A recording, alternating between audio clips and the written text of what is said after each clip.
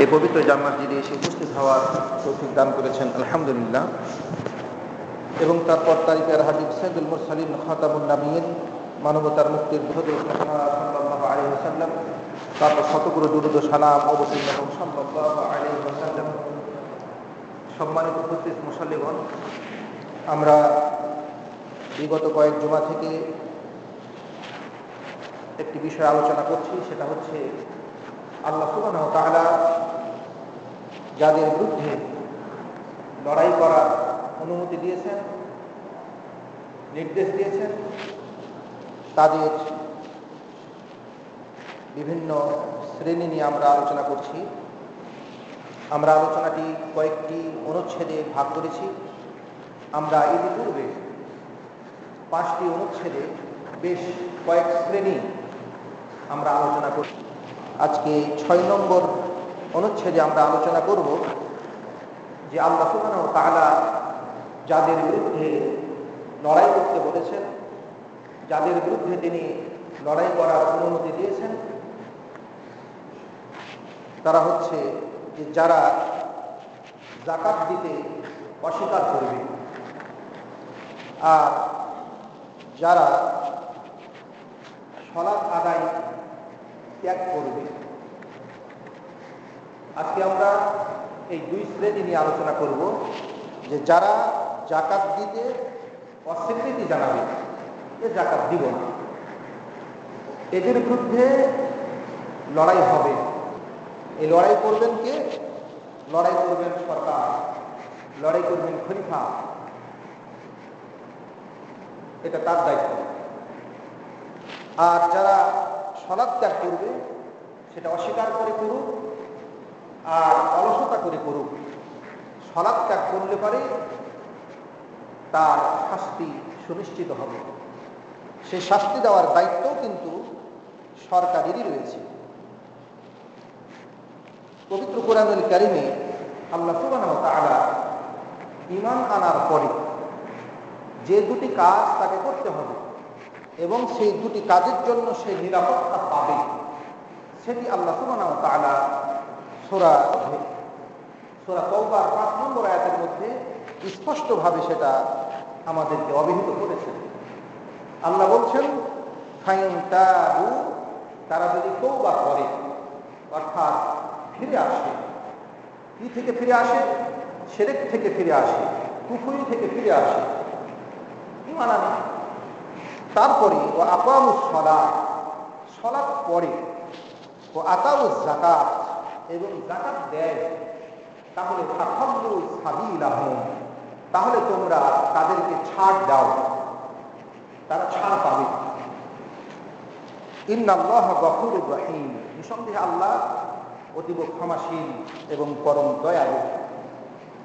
সূরা তাওবায় স্পষ্টভাবে বলে দেওয়া হয়েছে যে শিরক থেকে তওবা করার পরে, কুফরি থেকে তওবা করার পরে যে 2টি কাজ তাকে করতে হবে, তার 1 নম্বর হচ্ছে যে তাকে সালাত করতে হবে।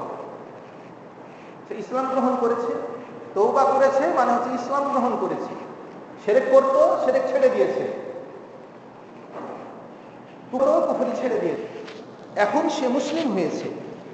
এখন মুসলিম হওয়ার পরে আল্লাহ বলছেন যে সে যদি সালাত আদায় করে আর যাকাত দেয়, তাহলে হে মুসলমানেরা, হে মুসলিম সরকার, ফাখাল্লু সাবিলাহুম, তারা ছাড় পাবে, অর্থাৎ তারা তাদের নিরাপত্তা পাবে, তারা ধন সম্পদের নিরাপত্তা পাবে, তারা জীবনের নিরাপত্তা পাবে। এই জন্য রাসূলুল্লাহ সাল্লাল্লাহু আলাইহি ওয়াসাল্লামের সাহাবী হযরত আবু দারদা রাদিয়াল্লাহু তাআলা আনহু বলতেছেন যে রাসূল সাল্লাল্লাহু আলাইহি ওয়াসাল্লাম আমাকে ওসিয়ত করেছেন, খাস করে নির্দেশ দিয়েছেন, গুরুত্বের সাথে নির্দেশ দিয়েছেন, এই যে লা তুশরিক বিল্লাহ, তুমি আল্লাহর সঙ্গে শিরক করবে না, শাইআন, কোনো কিছুকেই তুমি আল্লাহর সঙ্গে কোনো কিছুকেই শিরক করবে না। ওয়াইন কুত্তাকা, যদিও তোমাকে টুকরো টুকরো করে কাটা হয়, ওয়া হুররিকা, যদিও তোমাকে আগুনে পুড়িয়ে ফেলা হয়, অর্থাৎ তোমাকে যদি টুকরো টুকরো করে কাটা হয়, শিরক করার জন্য যে শিরক করো না হলে তোমাকে টুকরো টুকরো করে কাটবো, তোমার হাত কাটবো, পা কাটবো, এইভাবে কেটে ফেলবো। আল্লাহ নবী বলছেন যে তারপরও তুমি শিরক করতে পারবে না, জীবন দিতে হবে। আও হুররাক্তা, অথবা তোমাকে যদি আগুনে জ্বালিয়ে দেওয়া হয়, তোমাকে যদি বলা হয় যে এই শিরকটা যদি তুমি না করো আগুনে পুড়িয়ে ফেলা হবে, তো রাসূল বলছেন তবুও তুমি শিরক করতে পারবে না। কত কঠোর শিরকটা, কত বড় ঘৃণিত এবং ধ্বংসাত্মক অপরাধ, যে জীবন চলে গেলেও শিরক করতে তিনি নিষেধ করতেছেন। আবু দারদা বলতেছেন যে রাসূল সাল্লাল্লাহু আলাইহি ওয়াসাল্লাম আমাকে এই বিষয়ে ওসিয়ত করেছেন। ওসিয়ত হচ্ছে খাস নির্দেশ, দৃঢ়তার সাথে নির্দেশ। তারপরে রাসূল সাল্লাল্লাহু আলাইহি ওয়াসাল্লাম বললেন যে ওয়ালা তাতরুক সালাতান মাকতুবাতান মুতাআম্মিদা, তুমি এক ওয়াক্ত সালাত, কোন সালাত, সালাতান মাকতুবাতান, কোন সালাত, ফরজ সালাত, মাকতুবাতান ফরজ কোন সালাত তুমি ত্যাগ করবে না। সালাতান মাকতুবাতান নাকেরা, অনির্দিষ্ট একটি শব্দ। এর অর্থ হচ্ছে যে কোন সালাত তুমি ত্যাগ করবে না ইচ্ছাকৃতভাবে, না জুমার সালাত, না জোহরের সালাত, না আসরের সালাত, না মাগরিবের সালাত, না ইশারের সালাত, না ফজরের সালাত, কোন সালাত তুমি ইচ্ছাকৃতভাবে ত্যাগ করবে না। তারপরে রাসূল বলছেন যে ফামান তারাকাহা মুতাআম্মিদা, কেউ যদি সেটা ইচ্ছাকৃতভাবে ত্যাগ করে, ইচ্ছাকৃতভাবে জুমার সালাত করলো না, আসরের সালাত করলো না, মাগরিবের সালাত করলো না, কোন একটি সালাত সে পড়লো না, ইচ্ছাকৃতভাবে করলো না, রাসূল সাল্লাল্লাহু আলাইহি ওয়াসাল্লাম বলছেন ফাকাদ বারিয়াত মিনহু জিম্মা, আল্লাহ যে জিম্মা তাকে দিয়েছিলেন, যে নিরাপত্তা তাকে দিয়েছিলেন, আল্লাহর সাথে তার যে জিম্মাদারির দায়িত্ব আছে, অন্য হাদিসে আছে যে আল্লাহ এবং তার রাসূলের জিম্মা থেকে সে আরিজ হয়ে গেল। জিম্মার অর্থ হচ্ছে নিরাপত্তা, চুক্তি। যেই চুক্তি, যেই নিরাপত্তার মাধ্যমে আল্লাহ তাকে দুনিয়াতে তার জান এবং মালের হেফাজত করেছেন, সেটা উঠে গেল, বারিয়া, মুক্ত হয়ে গেল মিনহু, তার থেকে, জিম্মা।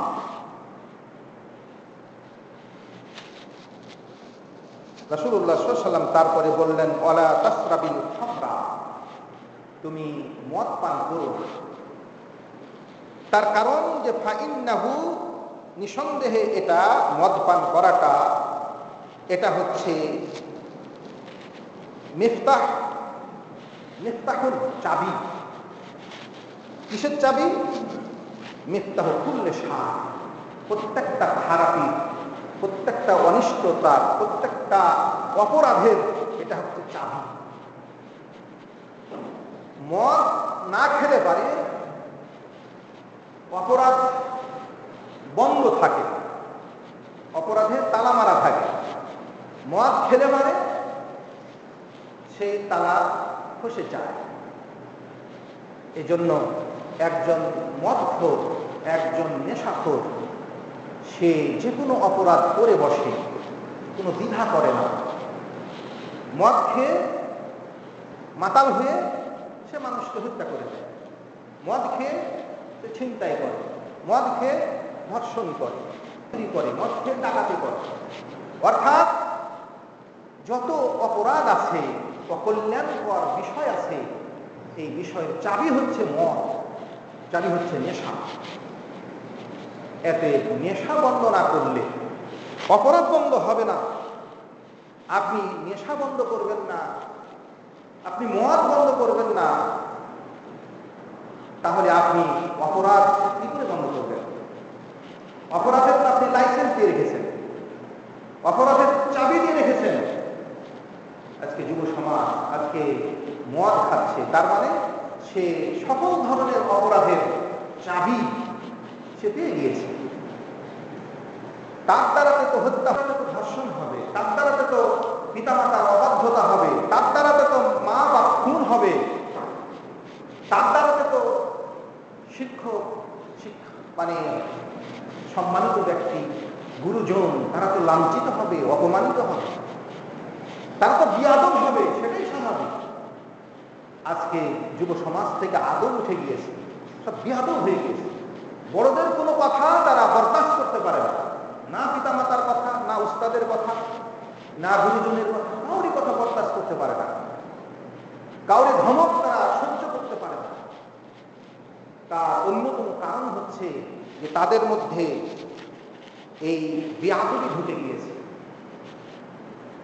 তারা নেশাগ্রস্ত, তারা বিভিন্ন অপরাধ তাদের দ্বারাতে সংঘটিত হচ্ছে।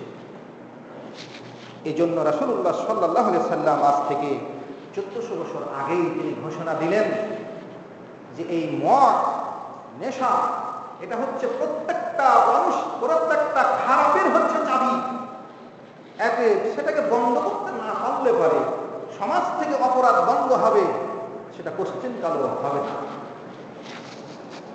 সম্মানিত উপস্থিত মুসল্লিগণ,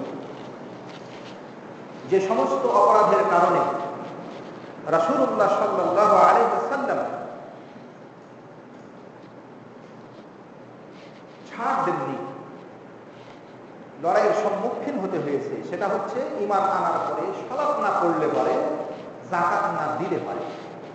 এজন্য এজন্য হযরত আব্দুল্লাহ ইবনে উমর রাদিয়াল্লাহু তাআলা আনহু বলতেছেন যে রাসূলুল্লাহ সাল্লাল্লাহু আলাইহি ওয়াসাল্লাম বলেন যে উমিরতু আন উকাতিলান নাস, মানুষের সাথে লড়াই করার জন্য আমি আদিষ্ট হয়েছি, হাত্তা ইয়াশহাদু আল্লা ইলাহা ইল্লাল্লাহ, যতক্ষণ না সে সাক্ষ্য দিবে যে আল্লাহ ছাড়া কোনো ইলাহ নেই, ওয়া আন্না মুহাম্মাদার রাসূলুল্লাহ, এবং মুহাম্মদ সাল্লাল্লাহু আলাইহি ওয়াসাল্লাম আল্লাহর রাসূল,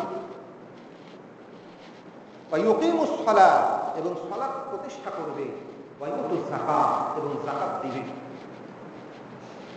এই কাজটি যতক্ষণ না করবে, শাহাদা দেওয়ার পরে, ইসলাম গ্রহণের পরে সালাত পড়বে, তারপরে যাকাত দিবে, এই কাজগুলো যদি না করে তাহলে তার বিরুদ্ধে লড়াই করার জন্য আমাকে আদিষ্ট করা হয়েছে, আমাকে আদেশ করা হয়েছে।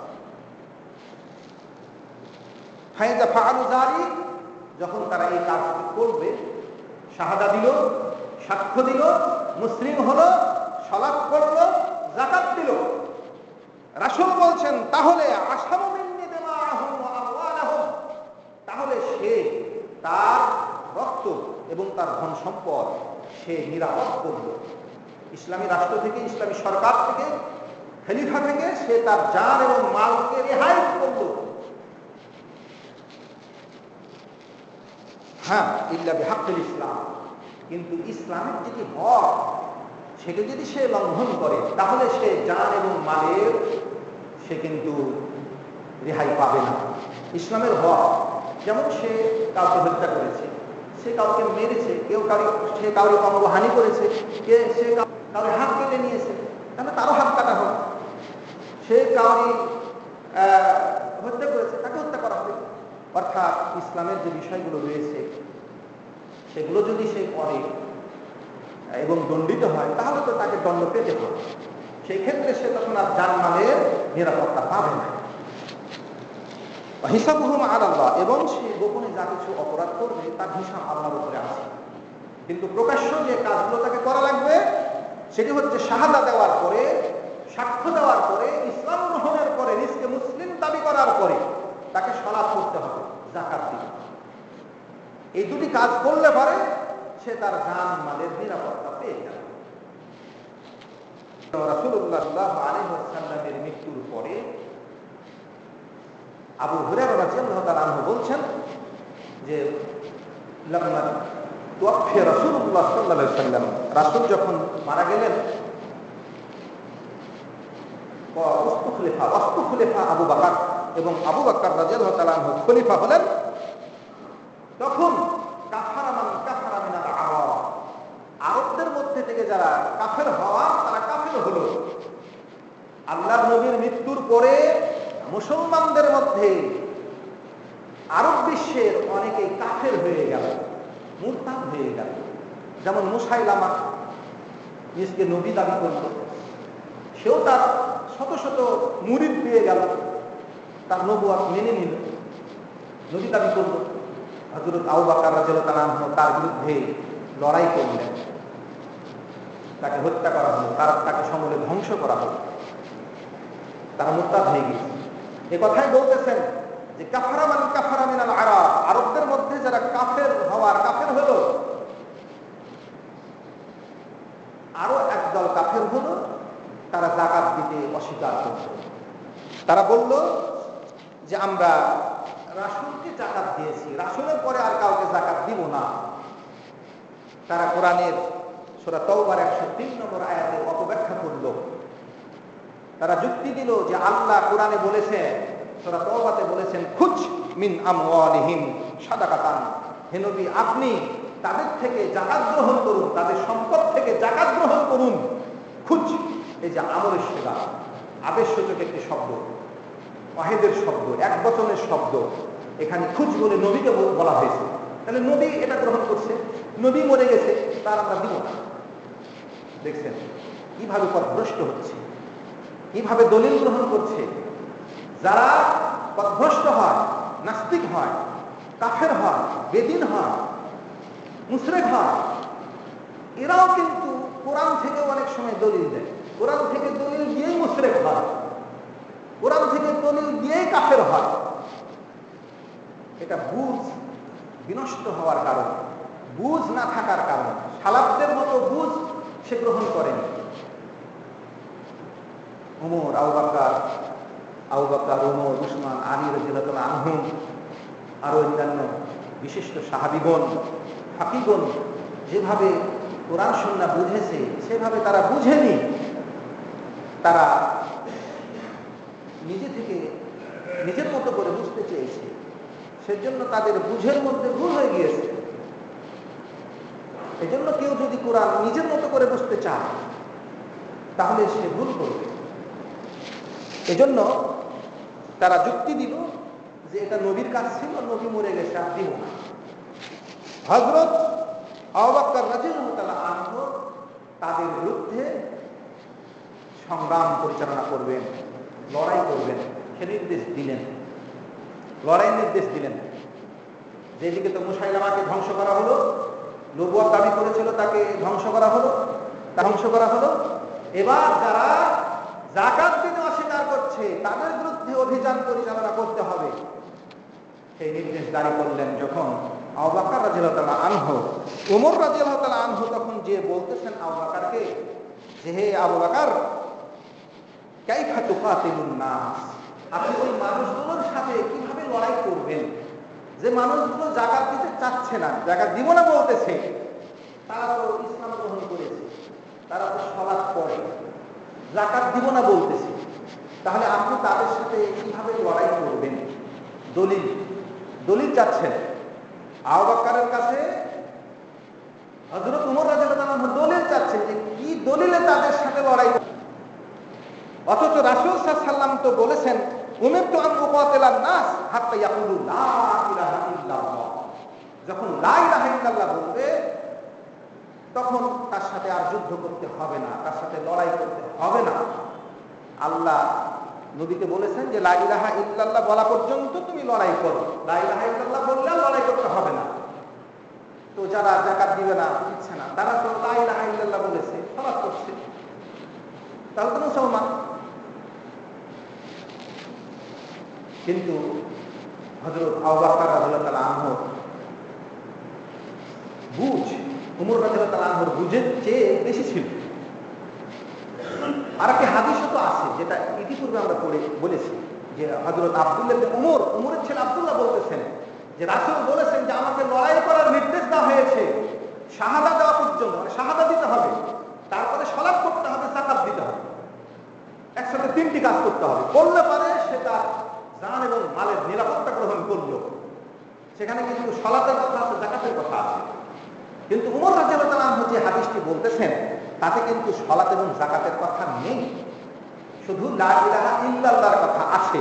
যে লা ইলাহা ইল্লাল্লাহ বললে পারেই আল্লাহ রাসূল বলেছেন আসামা মিন্নি মালাহু ওয়া নাফসাহু, সে তার জান এবং মাল নিরাপদ করে নিল, অর্থাৎ জান এবং মালের নিরাপত্তা পেয়ে গেল।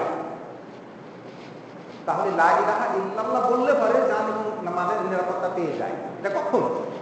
যুদ্ধক্ষেত্রে বা যারা প্রথম ইসলাম গ্রহণ করছেন। এই জন্য হাদিসে আছে যে কেউ যদি লড়াই করে, বেটল ফিল্ড, লড়াই চলছে। সে লড়াই অবস্থাতেই যদি একজন বলে কাফের, বলে ফেলল লা ইলাহা ইল্লাল্লাহ অথবা আশহাদু আল্লা ইলাহা ইল্লাল্লাহ ওয়া আশহাদু আন্না মুহাম্মাদার রাসূলুল্লাহ বলে ফেলল, তাহলে মুসলমান তাকে আর হত্যা করতে পারবে না, তাকে এক বাড়িও দিতে পারবে না, কোনো আঘাতও করতে পারবে না। একজন সাহাবী বললেন যে হে আল্লাহর রাসূল, ধরুন একজন কাফের আমার সাথে লড়াই করতেছে, যুদ্ধক্ষেত্রে লড়াই হচ্ছে, সে আমার একটা হাত কেটে ফেলেছে। হাত কাটা ফেলার পরে আমি যখন তাকে পেয়ে গেছি যে তাকে আক্রমণ করব, সে বুঝতে পেরেছে যে এখন হয়তো মরে যাব, তখন সে বলে ফেলল লা ইলাহা ইল্লাল্লাহ, বলে ফেলল, ইসলাম গ্রহণ করে ফেলল। তাহলে কি আমি তাকে মারবো না? তো রাসূল বললেন যে না, তুমি তাকে আর মারতে পারো না, সে তো আমার হাত কেটে ফেলেছে। রাসূল বললেন তোমার হাত কেটে ফেললেও তুমি তাকে আর মারতে পারবে না, সে তো মুসলমান হয়ে গেছে, তুমি তাকে মারবে কি করে? মুসলমান হয়ে যাওয়ার পরে তুমি যদি এখন তাকে মারো, তাহলে সে মুসলমান হওয়ার আগে যে অবস্থাতে ছিল কাফের অবস্থায়, তুমি তখন সে অবস্থায় চলে যাবে। এত কড়া করে বলবে না। এর অর্থ হচ্ছে যে কেউ যদি ইসলাম গ্রহণ করে, করার পরে লা ইলাহা ইল্লাল্লাহ বলেই কিন্তু, আশহাদু আল্লা ইলাহা ইল্লাল্লাহ বলেই কিন্তু ইসলাম গ্রহণ করতে হয়, সেটা বলে, তাহলে তাকে আর মানা যাবে না। কতক্ষণ পর্যন্ত মানা যাবে না? সলাতের টাইম আসা পর্যন্ত। ধরুন সকালে যুদ্ধ হচ্ছে, সে লা ইলাহা ইল্লাল্লাহ বলল, দুপুর পর্যন্ত, অর্থাৎ জোহর পর্যন্ত আর মানা যাবে। এখন জোহরের সময় দেখতে হবে যে সে সলাৎ করতেছে নাকি, সলাৎ করছে কিনা। এখন যদি কালেমা পড়েছে কিন্তু জোহর হয়েছে বলে সলাৎ আমি করবো না, তাহলে তার ইসলাম গ্রহণই হয়নি। তার কারণ যে এখন জোহরের সলাৎ হয়েছে, তাকে এখন সলাৎ করতে হবে, ইসলাম গ্রহণ করছে তাকে পড়তে হবে এখন সলাৎ। এখন যদি সলাৎ না পড়ে তাহলে তার নিরাপত্তা নেই, নিরাপত্তা উগ্র হয়ে গেল। তারপরে যাকাত, যাকাত তো তাৎক্ষণিক হয় না, যাকাতের নেশাব পরিমাণ মালিক হতে হয়, ওই নেশাব পরিমাণ সম্পদের উপরে 1 বছর অতিবাহিত হতে হয়। তো এগুলো তো সময় সাপেক্ষ ব্যাপার।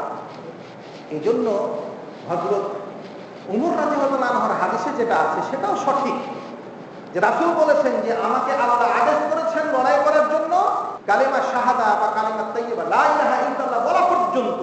এটা বলে দিলে আপনার সাথে লড়াই করা যাবে না, সেটা বলার সঙ্গে সঙ্গে তার জানমালের নিরাপত্তা পেয়ে গেল। তাহলে আপনি ওই যে যারা যাকাত দিব না বলতেছে তাদের সাথে লড়াই করবেন, এটা কেন তাহলে করবেন? এবার আবু বকর রাদিয়াল্লাহু তাআলা আনহু বলতেছেন, ওখানে কিন্তু একটা কথা ছিল যে আসামা মিন্নি মালাহু ওয়া নাফসাহু ইল্লা বিহাক্কিহি।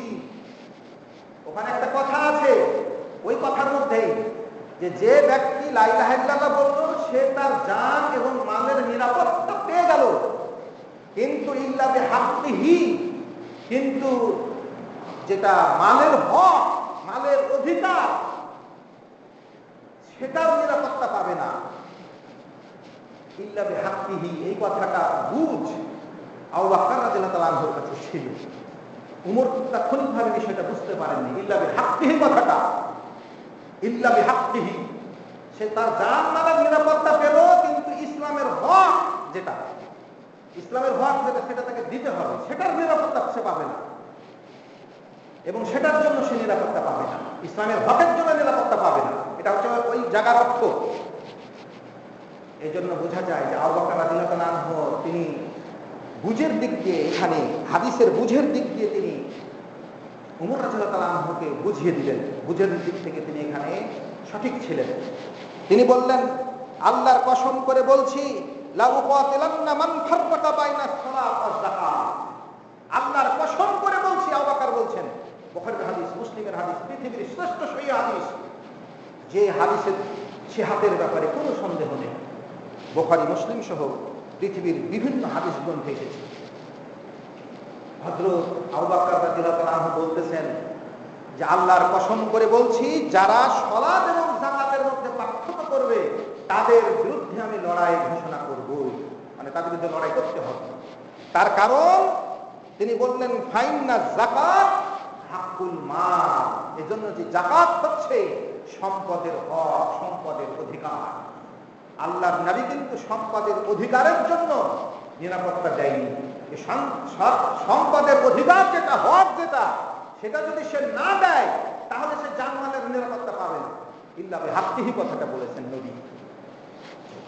তো সঙ্গে সঙ্গে আবু বকর রাদিয়াল্লাহু তাআলা আনহুর সেই কথাতে হযরত ওমর রাদিয়াল্লাহু তাআলা আনহুর বুঝ ফিরে আসলো।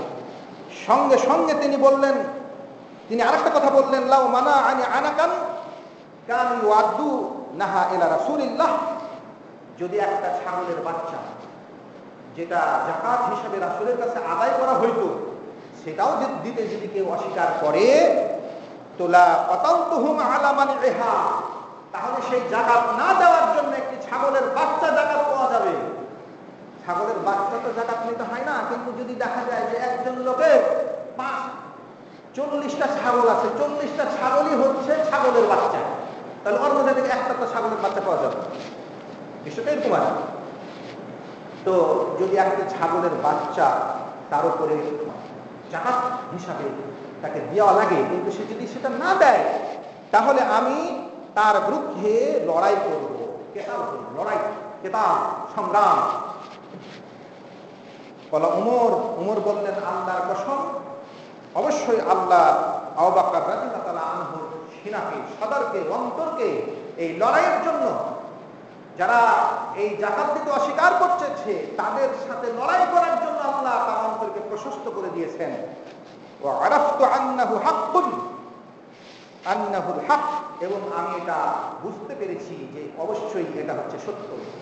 তিনিও কসম করে বলতেছেন, তিনিও কসম করে বলছেন, আবু বকর কসম করে বলছেন, যেমন আল্লাহ কসম করে বলছেন যে অবশ্যই আল্লাহর কসম করে বলছি যে আল্লাহ সুবহানাহু ওয়া তাআলা এই যাকাত অস্বীকারীদের বিরুদ্ধে যে সংগ্রাম পরিচালনার বিষয়টা তিনি পরিচালনা করতে যাচ্ছেন সেটা যথার্থ, সেটা সঠিক, এতে ইজমা সাব্যস্ত হয়ে গিয়েছে।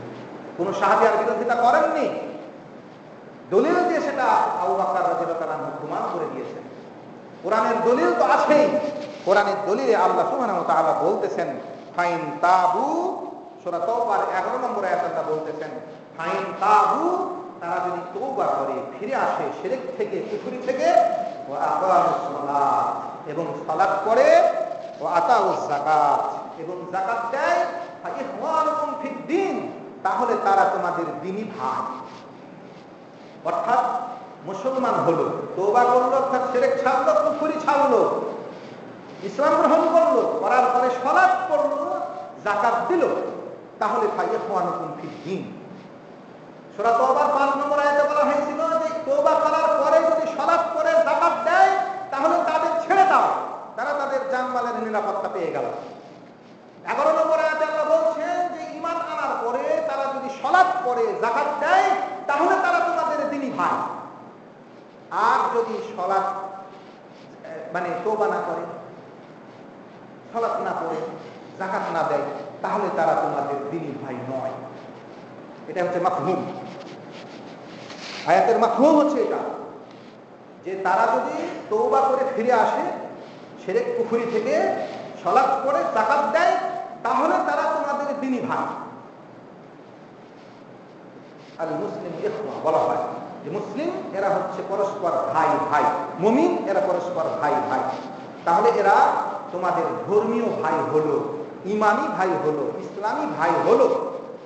আর তারা যদি তওবা করার পরে তাহলে সালাত না পড়ে, তাহলে ভাই থাকলো না, মুসলিম ভাই থাকলো না, মুমিন ভাই থাকলো না। যদি যাকাত না দেয় তাহলে মুমিন ভাই থাকলো না। এজন্য কেউ যদি ইসলাম গ্রহণ করার পরে, মুসলিম হওয়ার পরে, নিজকে মুসলিম দাবি করার পরে যদি সালাত না পড়ে, আপনি তাকে দ্বীনী ভাই বলতে পারবেন না। আপনি বলবেন, এই ভাই, দ্বীনী ভাই, শুনেন, সালাত পড়ে না, সে দ্বীনী ভাই নয়, সে কাফের হয়ে আছে, সে মুরতাদ হয়ে আছে, যতক্ষণ না সে সালাত পড়তেছে, 5 ওয়াক্ত সালাত পড়তেছে। এই জন্য পবিত্র কোরআনুল কারীমে সূরা তাওবায় 11 নম্বর আয়াতে আল্লাহ বলে দিয়েছেন, করার পরে, শিরক কুফরি বর্জন করার পরে সালাত পড়লে, যাকাত দিলে, তাহলে সে তোমার দ্বীনী ভাই। কিন্তু এখানে যাকাতটা কিন্তু অন্য হাদিস দ্বারা যাকাত না দিলে পারেও ফরজিয়াত অস্বীকার করছে না, যাকাত আদায় করে না। তাহলে ইসলামী ভ্রাতৃত্ব যেটা, মুসলিম ভাই সেটা বাতিল হবে না। এখানে দুটা কথা আছে। যাকাত যদি অস্বীকার করে না দেয় যে যাকাত আমি দিব না, যাকাত নাই, যাকাত দেব না, তাহলে সে মুরতাদ, সে আর মুসলিম ভাই নয়। আর সলাতের ক্ষেত্রে হচ্ছে যে সে যদি সলাত না পড়ে, অস্বীকার করছে না, সলাত পড়ে না, অস্বীকার করছে না যে সলাত নাই এরকম কিছু না, কিন্তু সলাত করছে না, সলাত না পড়লেই সে মুসলিম ভাই নয়, ইসলামী ভাই নয়, আপনার দ্বীনি ভাই নয়। সলাত না পড়লে দ্বীনি ভাই নয়। আর যাকাত না দিলেও দ্বীনি ভাই থাকে। অর্থাৎ সলাত এমন একটি ইবাদত যেটা না করলে পারে সে আর মুসলিম ভাই থাকে না। আর অন্যান্য যেগুলো আছে, যেমন কেউ যদি যাকাত না দেয়, যাকাত স্বীকার করতেছে, হ্যাঁ যাকাত ফরজ, যাকাত দিতে হবে। আবু বকর যাদের বিরুদ্ধে লড়াই করেছিলেন তারা হচ্ছিল যে যাকাত দিব না বলতেছিল, মানা বাধা দিচ্ছিল, যাকাত দিব না, সেজন্য লড়াই। কিন্তু যদি এমন হয় যে সে যাকাত দিব না বলতেছে না, যাকাত দিব বলতেছে, কিন্তু গোপন করতেছে, যাকাত আদায় করা, যাকাত কালেকশন করা, গ্রহণ করা এটা সরকারের দায়িত্ব। কিন্তু একটা কথা, যে সে যদি তার অর্থ গোপন করে তো সরকার তো জানতে পারবে না। কারোর কাছে যদি ধরেন 1 কোটি টাকা থাকে, সে যদি গোপনে টাকা রেখে দেয়, তাও সমাজে করছে না, টাকাটা জমা আছে, থাকে তো লিখে রেখেছে, আপনি জানতে পারবেন? জানতে পারতো কথা না। এজন্য যাকাত কেউ যদি না দেয়, টাকা পয়সা আছে কিন্তু যাকাত দিচ্ছে না, কিন্তু যাকাতের ফরজিয়াত স্বীকার করে, যাকাত দিতে হবে বিশ্বাস করে, যাকাত একটি ইসলামের রুকুন সে বিশ্বাস করে, জানে, জানার পরও দিচ্ছে না, তাহলে সে পাপিষ্ঠ, গুনাহগার, জাহান্নামী হবে। অথবা আল্লাহ মাফ করলে হাসরের মাঠের শাস্তির পরে নিষ্কৃতি পেতে পারে। এই জন্য যারা যাকাত দেয় না তাদের ব্যাপারে হাদিসে যেটা বলা হয়েছে সেটা হচ্ছে, রাসূল সাল্লাল্লাহু আলাইহি ওয়াসাল্লাম বলতেছেন যে মা মিন সাহিবে কানজিন লা ইউআদ্দি যাকাতা। বিশাল একটি হাদিস, হাদিসটি বুখারী, মুসলিম সহ পৃথিবীর বিভিন্ন হাদিস গ্রন্থে এসেছে, সেখানে রাসূল বলছেন, বড় হাদিস, যে কেউ যদি যাকাত, সাহিবে কানজ অর্থাৎ গচ্ছিত সম্পদের মালিক, সে টাকা পয়সা সোনা চাঁদি মানে গচ্ছিত করে রেখেছে, যাকাত দেয়নি, মানে গচ্ছিত করে যদি রাখে আর যদি সে গোপন করে, সরকার তো আদায় করবে। ধরেন সরকার আপনার কাছে চাইতে আসলো যে যাকাত দাও, আপনার কাছে টাকা থাকলে আপনি দিবেন, এখন যদি বলেন যে আমি গোপন করবো, তো গোপন তো কেউ করতে পারে। এই জন্য হাদিসে আছে, কোরআনে আল্লাহ বলেছেন যে ব্যক্তি সম্পদ থাকার পরে সম্পদ গোপন করবে তার জন্য চরম শাস্তি আছে, বেতন দেয় শাস্তি আছে, তো শাস্তি তো হবে। তো এখন বিষয়টা হচ্ছে যে যাকাত সে দিল না, কিন্তু যাকাত অস্বীকার করে না, যাকাত দিতে হবে বিশ্বাস করে, যাকাত ইসলামী একটি রুকুন বিশ্বাস করে, সবই করে, যাকাত দিল না, তাদের ব্যাপারে রাসূল বলছেন যে কিয়ামতের দিন তার সেই কাঁধকে, তার সেই গচ্ছিত সম্পদকে পাপে পরিণত করা হবে। কোন হাদিসে আছে সাপে পরিণত করা হবে, যে সেই সাপ বা সেই পাপ, লোহপাত, সেটাকে উত্তপ্ত আগুনে উত্তপ্ত করে তার কপালে এবং পৃষ্ঠদেশে মানে দাগ দিতে থাকা হবে, ছেঁক দিতে থাকা হবে। সেই ছেঁক চলবে 50,000 বৎসর পর্যন্ত। হাদিসে এসেছে, বুখারীর হাদিস, মুসলিমের হাদিস, বিভিন্ন সহিহ হাদিস, 50,000 বৎসর পর্যন্ত তার এই শাস্তি চলবে। যদি সে উটের যাকাত না দেয় তাহলে উটগুলোকে হাজির করা হবে, সেই উটগুলো মোটা তাজা করে প্রস্তুত করা হবে, হাসরের মাঠে তাকে শুইয়ে দেওয়া হবে, তারপরে সেই উটগুলো তাকে খুঁজবে, পালাক্রমে খুঁজতে থাকবে, তাকে মরতে থাকবে, দৌড়তে থাকবে, এইভাবে তার শাস্তি হতে থাকবে 50,000 বৎসর পর্যন্ত। তারপরে রাসূল বলছেন যে 50,000 বৎসর পর শাস্তি হওয়ার পরে সুম্মা ইউরা সাবিলাহু ইম্মা ইলাল জান্নাহ ওয়া ইম্মা ইলান নার, তারপরে হয়তো তার স্থানটা হয় জান্নাতে দেখানো হবে, না হলে জাহান্নামে দেখানো হবে। হাসরের মাঠের শাস্তি দিয়ে যদি আল্লাহ মনে করেন যে এই যাকাত দেয়নি, তার শাস্তিটা এখানে শেষ করলাম, তো আল্লাহ শেষ করতে পারেন। আর যদি আল্লাহ মনে করেন যে না, তাকে আরো জাহান্নামের শাস্তি দেওয়া দরকার আছে, পাঠিয়ে দিবেন। হাদিস সহিহ, এই হাদিস দ্বারা প্রমাণিত হয় যে কেউ যদি যাকাত না দেয় তাহলে সে চিরস্থায়ী জাহান্নামী হবে না, যেহেতু রাসূল বললেন জিউরা, তাকে দেখানো হতে পারে যে ইম্মা ইলাল জান্নাহ, তার জায়গাটা, পথটা ইম্মা ইলাল জান্নাহ, হয় জান্নাতে না হয় জাহান্নাম। তাহলে যাকাত না দিলে পারে মানুষ চিরস্থায়ী জাহান্নামী হবে না, কিন্তু যদি সালাত না পড়ে তাহলে সে চিরস্থায়ী জাহান্নামী হবে। এটাই হচ্ছে সালাত এবং এই যাকাতের মধ্যে পার্থক্য। যাকাতের মতো আরো যত ফরজিয়াত আছে, হজ আছে, তারপরে আরো অন্যান্য যে ইবাদত বন্দেগীগুলো আছে, ফরজ ইবাদত আছে, সেগুলো যদি কেউ না দেয় তাহলে সাময়িক শাস্তি পাবে, একটি নির্দিষ্ট সময় জাহান্নামের শাস্তি পাবে, তারপরে সুপারিশের মাধ্যমে, শাফাআতের মাধ্যমে সে জান্নাতে আসার সুযোগ পাবে।